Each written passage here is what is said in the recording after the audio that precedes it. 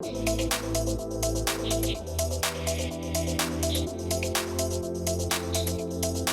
well, welcome. I'm absolutely thrilled to be able to talk to you all today. Most leaders, most people who have leadership roles aren't the people we normally think of when we think of leaders. So when we think of leaders, we think of FTSE 100 CEOs, or we think of generals, or we think of dot-com billionaires.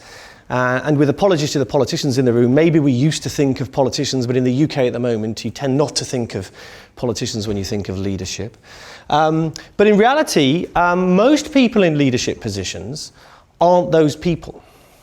Because by my definition of leadership at least, anybody that has people they're responsible for is a leader. For me, leadership is the activity concerned with the navigation of a group of people from a defined start point to, in the present, to a different and clearly defined state that exists in the future. So I've drawn a really complicated diagram to show you what I mean by this. Okay. The first thing you have to do if you're a leader is you have to understand where you are today. My premise is actually that isn't a very difficult question to answer. The second question you've got to ask is where do you want to be? And this is where people make money. So this is visions, values, purposes, all that kind of stuff. And I'm not arguing that those things aren't important. I am arguing that the answers to those questions aren't that difficult to find. This is leadership. Leadership is how you get between those 2 points. And the getting between those 2 points is the really difficult bit. I mean, for me, that is what a leader does. A leader creates action. And I did a degree in engineering, so I've written a very non-scientific equation to define how you go about getting stuff done. But I think what leaders want to do is they want to create impact. And I think impact is made up of what I've slightly dismissively called business school stuff, and it's not dismissive, but that is all the things we normally talk about when we talk about leadership.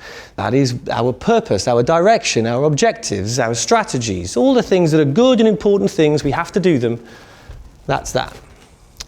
But we have to multiply them by action. And the real reason that I've written the equation is because of this. Is because you can be as right and as clever and as insightful and as transformative as you like in terms of your thinking. But if you never actually turn it into action, you achieve nothing. A key challenge leaders have is around decision making.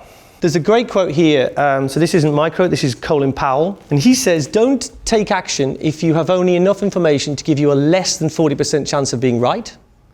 But if you've waited till you're more than 70% certain, then you've waited too long. And so really what he's saying is you need to live as a leader in this sort of zone of ambiguity.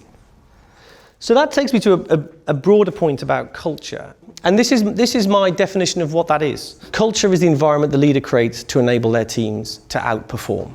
And there's a lot of cynicism around the word culture, because these days everybody talks about culture, right? Every website you go to for any kind of organization, they talk about the cultures, and people say we've got a great culture because we do Pilates at lunchtime when we have free fruit.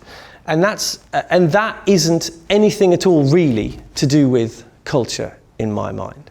We've been sort of taught to believe that culture is this soft, squishy thing about being nice to people. And culture's nothing to do with that. Culture's a really hard, concrete, tangible thing that is the defining characteristic and the defining experience most people have when they go into your organization. My one sentence summary is that I think leadership is difficult but not complicated, and anybody that tries to start to make it sound complicated, call bullshit.